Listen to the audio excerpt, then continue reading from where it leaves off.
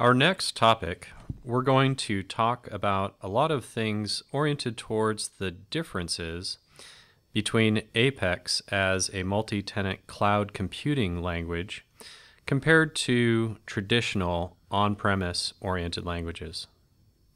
So what we're going to be looking at is we're going to talk about some of the unique syntax that we use for declaring classes, methods, and variables. We're going to talk about the transactional nature of the platform and governors. We're going to talk about some of the standard libraries that come in Apex. And we'll talk about handling and viewing errors. I'll show you the developer console. And then we'll talk about record sharing. We'll talk about how in Apex we can control access or the way that we access the database.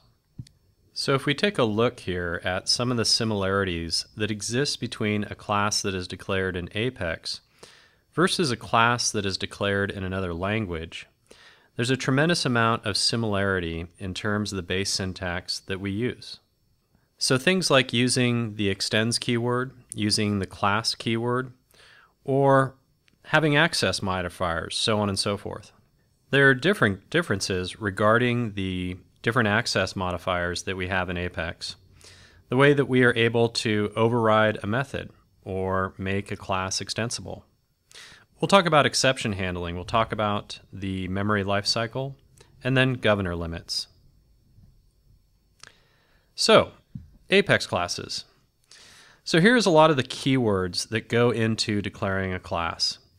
You'll notice that we have a few access modifiers here: private, public, global. I'll talk about those in a second. Some of these probably look familiar, virtual and abstract, but with sharing and without sharing, we'll talk about those in a bit. We then declare our class name. It either implements an interface or many interfaces or extends a class. So when we're creating a new class, there's a number of different ways that we can do that. You can go into the setup menu and create a new class from develop Apex classes. I'll show you that in a second. You can go into the developer console, or in our Force.com IDE, we can right-click anywhere within our project and then select New Apex Class. One of the key differences between Apex and other languages is that in Apex, all classes are final and all methods are final by default. They're implicitly final. So if you want to create a superclass that you would ultimately want to extend later, you would need to apply the virtual keyword to that class definition. An abstract class must be extended, so that kind of goes without saying. So the same thing applies to the virtual keyword when we're applying it to methods. If you declare a method, it will be implicitly final. You must apply the virtual keyword to that method in order to later override it. And when you override it, you also have to apply the override keyword in your subclass to indicate that you are overriding that method in the parent. So a bit of a reversal probably compared to what you're used to, possibly with other languages. So here we have our virtual class. One thing to point out, there is a super keyword and there is a this keyword. And here what we're able to do is to call the parent using the super, and in this case we're just dumping out our own unique message here. Alright, there are three, when we're talking about a class, there are three access modifiers that we can apply to those classes: private, public, and global. And I'll talk about this in a second, but the way I like to think of this is that there are 2 use cases for private and there are 5 use cases for global. Otherwise, you're always going to be using the public access modifier on your classes. In general, global is the most visible, public is the next most visible, and private is the least. Now, with class access modifiers, the definition is anything that is declared as public is only viewable within its own namespace. Namespaces, unique namespaces, are utilized by AppExchange packages solely.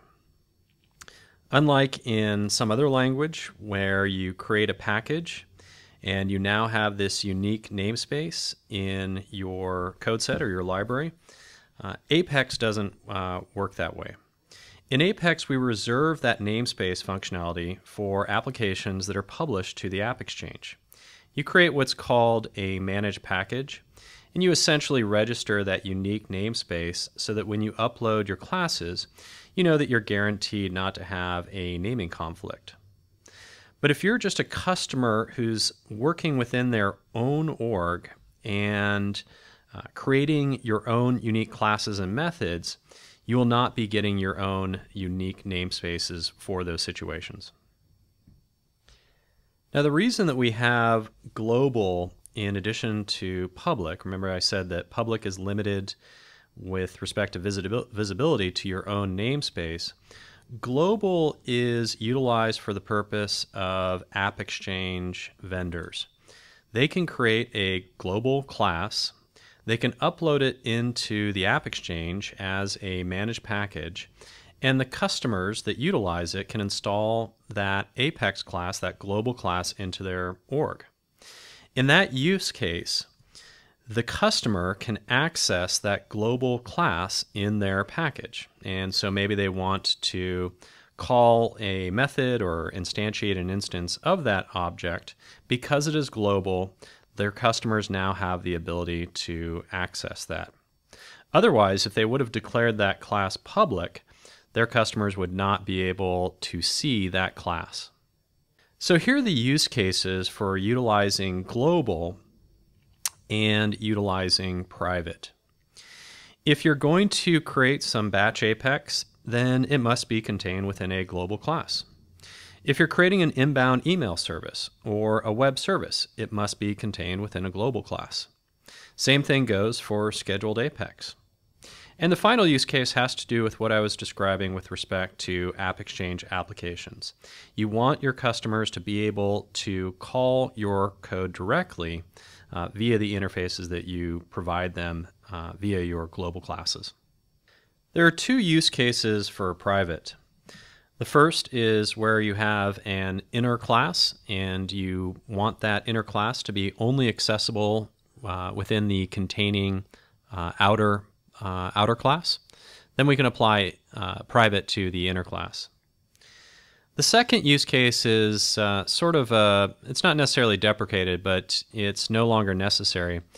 It used to be a requirement that we would have to apply private to our test classes, but these days we can apply public to our test classes.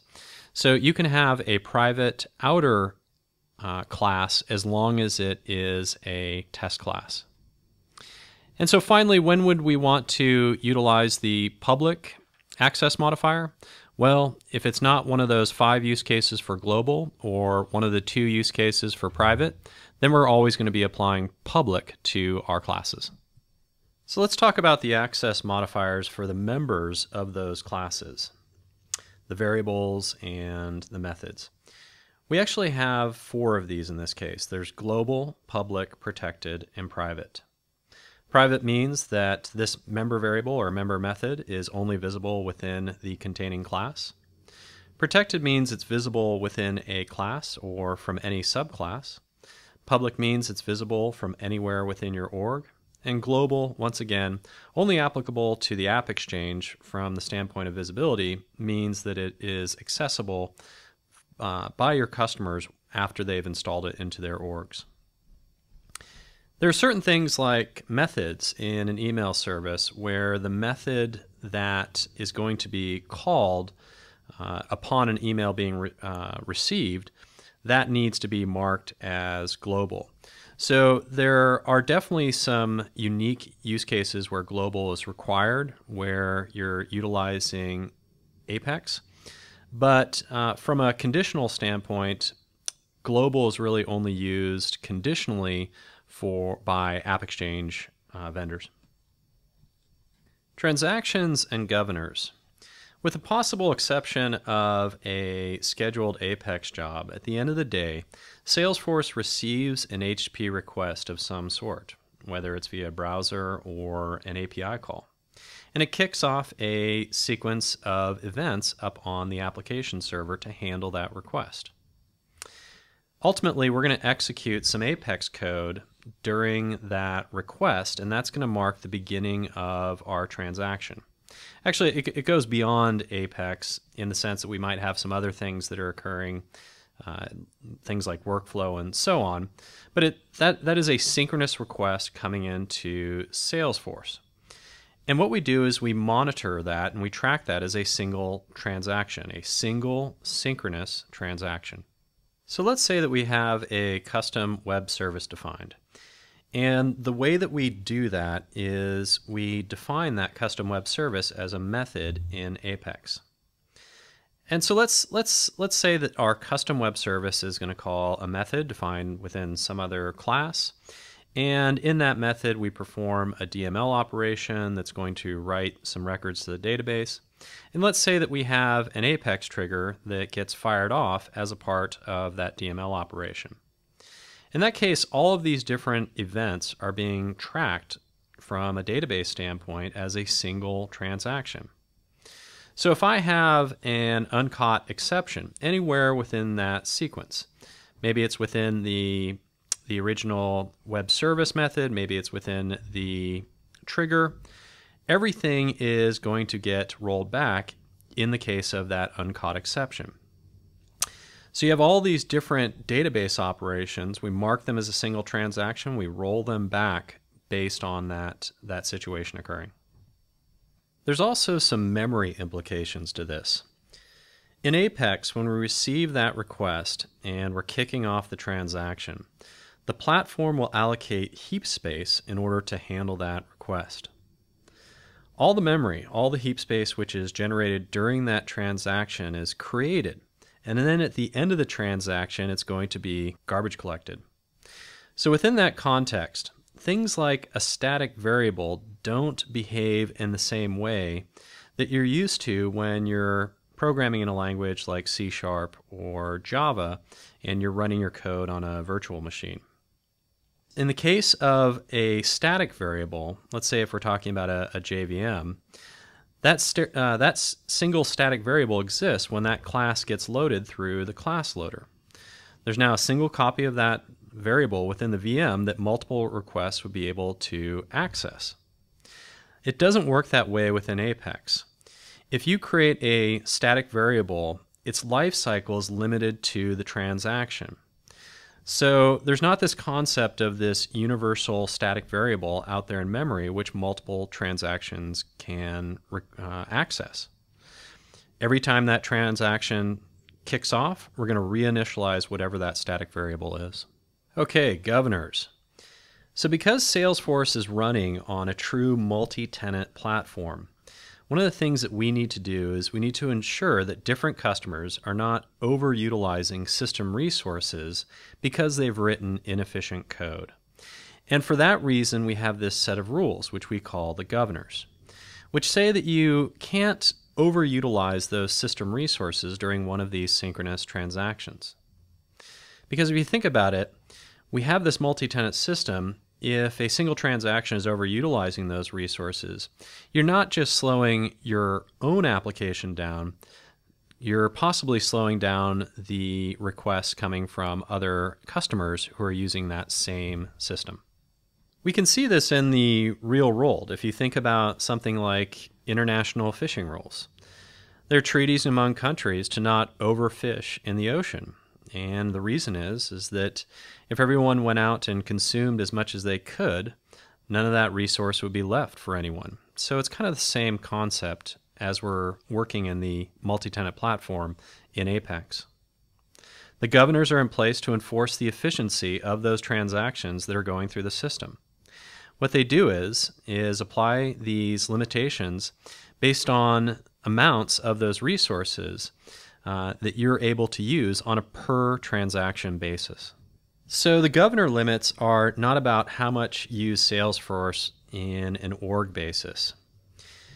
It doesn't matter whether you have 10,000 users or you have 5 users. The governor limits are being applied per transaction. It's not like because you have 10,000 users, there's this pie that's being split 10,000 ways. Each separate transaction gets its own set of resources that it can use in order to complete that request. Now, if you exceed one of these governors, what happens is that it's a single transaction that'll get rolled back. It's an uncatchable error. A message will be displayed to the end user, basically saying something like, you attempted to do 101 SOQL queries, which is above the limit of 100.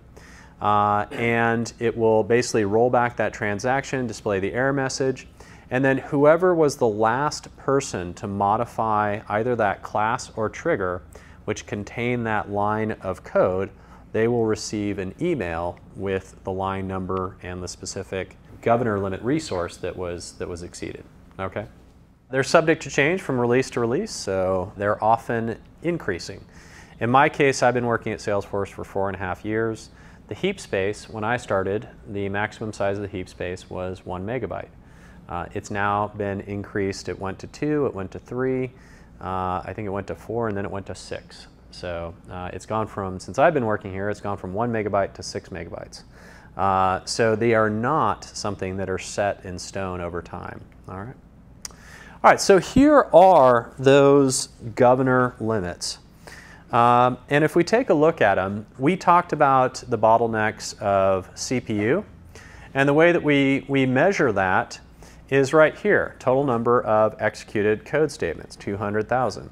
So within a single request, you can execute 200,000 lines of code. Okay? We talked about database. So there's a maximum number of SOQL queries. There's also a separate maximum number of DML operations. In other words, anytime you're doing an insert, an update, delete, something along those lines. There's the issue of the size of the operation. So for instance, within a single transaction, you cannot perform an update on more than 10,000 other records. So the amount of records that you either query from the database or that you are updating or inserting within the database. And then finally, the last thing that you mentioned was memory. So you'll notice that there's the heap space down here, the total heap size, which in a single transaction is 6 megabytes worth of heap. Okay? So these are all the same types of things that you're probably used to writing code. In order to avoid these, either you're finding them in load testing, if you're properly load testing your application and seeing where your performance hits are. In the case of something like the too many SOQL queries or too many database queries, normally what you'll see is that kind of performance graph where the more load you put on the system, the more it tends to hockey stick in terms of response times. Whereas you'd normally need to catch these in a load testing environment, and then if not, they would then, you'd find out in a production environment. We have the governor limits to make sure that they don't bring down the performance of the entire system, because we have the requirement to have a highly performance application server. Okay? All right, so keeping in mind that our governors are applied on a per transaction basis, let's walk through a sample, and then I'd like to quiz you on what you think the answer is. So this is going to involve some math, all right? So first of all, the total number of SOQL queries that can be issued in a single transaction, separate SOQL queries, is 100, okay? So taking a look here, let's say we have a method which is our entry point. It issues 30 SOQL queries. It then also must do some DML because it fires off a trigger. This trigger issues 50 SOQL queries. It then calls this method over here. How many queries could I run? 20, yeah, okay, very good. All right. All right, so 100 minus 80, 20. All right, so let's take a look at another example, slightly more complex. All right, so in this example, we have a method being called, and it fires off 30 SOQL queries. Now, it performs, let's say, 2 DML operations which fire off the same trigger, okay? So this trigger over here gets executed twice, and then over here, how many SOQL queries can we execute? Minus 30. Exactly. So we have a problem. So 30 plus 2 times 50 is 130, okay? So a separate firing of our trigger, it's going to execute those 50 SOQL queries twice. So now we have an issue. Okay. Now taking a look at this example, let's take a look at this one. So we call our method, once again our entry point, which kicks off 30 SOQL queries. It then fires off the trigger twice. The trigger has been re-architected so that it now does only 20 queries, which in turn calls method number 2. So how many queries can method number 2 have? Exactly, 15. So what we do is 30 and then 20 times 2, which is going to be 70. And then the key thing to understand over here, method number 2 is going to execute twice because the trigger is going to call it twice. So 30 divided by 2, it can have up to 15 SOQL queries. Okay?